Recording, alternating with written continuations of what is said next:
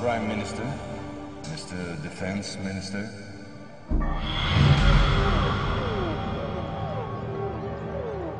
General, allow me to introduce myself. My name is François Rousseau.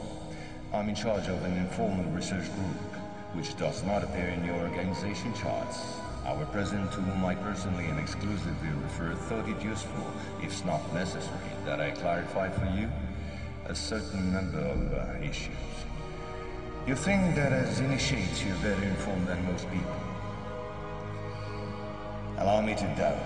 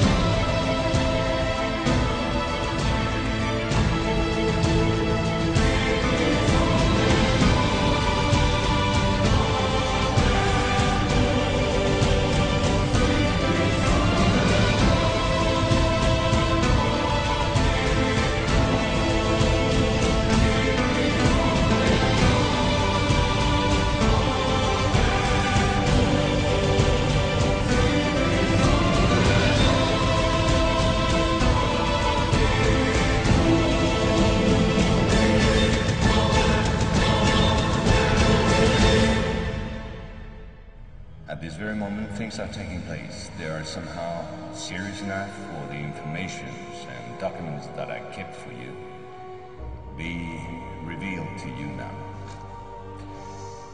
In a word, a manipulative operation unparalleled to this day on a planetary scale is being implemented and will be the final subject of my talk. As regards our era, everything in reality started just before World War II. Hitler had broken certain taboos, such as taking recourse to occultism and secret societies. The Ahnenerbe, a Nazi organization assigned with, among other things, archaeological and anthropological research, found this during an expedition to Afghanistan. This flying object is called Vimana, or Astra, by the Hindus. Moreover, during exploration of the subsoil by the Russians and Chinese in 1927, traces of a very ancient nuclear explosion were detected. Certain sedimentary layers had been atomically vitrified 50,000 years ago. The very same phenomenon can be observed around today's nuclear test sites. One must understand that Hitler, thanks to these discoveries which he took highly seriously, was going to open a Pandora's box which no government, whether friend or enemy, wished to close afterward. Behind tragic history, which we all know, lies a theory based on the existence of 4 moons associated with a 4 geological cycle. According to Hans Oerbiger, founder of the world ice theory, the Earth had undergone 4 semi-global extinctions of life due to the fall of one of these moons. Effectively, as one goes along, the satellite moved closer, gravity changed and triggered some deep mutation of the genetic standard, thereby creating a race of highly intelligent giants measuring approximately between 10 to 13 feet tall. Several tens of thousands years later, the moon crashed, the impact causing a serious rise in sea levels and a nuclear-like global winter. This race of giants was to disappear due to a terrestrial gravity which had grown too powerful and incapacitating for their unusual size. Hitler was initiated to these doctrines, and contacts with Tibet in particular were frequent.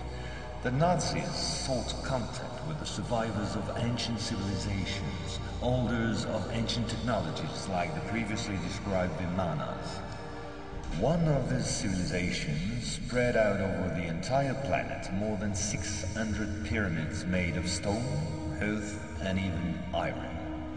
These pyramids are almost all pointed in the same direction, all have the same proportion as number pi, and all situated in magnetotelluric nodes. The oldest are in Asia. 2 of them are submerged, one south of Japan at Okinawa, another south of Cuba. These two were built about 12,000 years ago. I began by this small archaeological reminder for this reason. Our civilization is the fourth of the cycle which I described previously. Yes, I know that my well-hurt our pride were neither the first nor the last. One must understand that the study and understanding of several recovered prototypes were the absolute priority to ensure Nazi's domination over the skies. The Allies, in parallel, focused on mastering atom and creating the first nuclear bombs. These secret bases were the center of all research supervised by the Nazis. In one of these bases worked Victor Schauberger, father of the Nazis' UFOs. Schauberger headed the Real Society in charge of anti-gravitational research. He died in 1958 in Texas, while working under protection of the United States on the improvement of his own flying saucers, which have since become American. You will quickly understand that 70% of unexplained aerial phenomena are human in origin and in no way extraterrestrial. Once World War II was over and Nazi technology had been systematically plundered by both Americans and Russians, the first challenge was to carry on and even complete the Nazis' research in great secrecy. The program, called Project Rainbow, especially known for the Philadelphia experiment, was the immediate proof. Mathematician von Neumann, who collaborated with Albert Einstein and Nikola Tesla on behalf of the Navy, succeeded in accidentally teleporting a Cannon-class destroyer escort, the USS Eldridge. These photos, supplied by Morris K. Jessup before his suspicious death, are rare testimonies for this unique experiment. In the same time, the first Indo-Aryan technology prototype trials did not go by unnoticed. The military had come up with a more efficient parade than secrecy. At about the same period, Kenneth Arnold, US Air Force pilot and CIA agent, launched the greatest operation in manipulation ever concerning the existence of UFOs. Making people believe they didn't exist was not the right solution and clearly insufficient. Discrediting enemies and frightening the population by systematic misinformation proved far more efficient.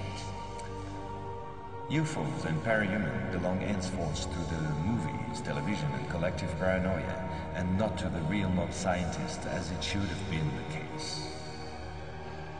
In May 1947, the American Secret Services discovered the existence of an ancient terrestrial UFO secretly recovered by the Russians, which had crashed into the Altai Mountains along their border with Mongolia. Tension between the two blocs immediately rose a serious notch.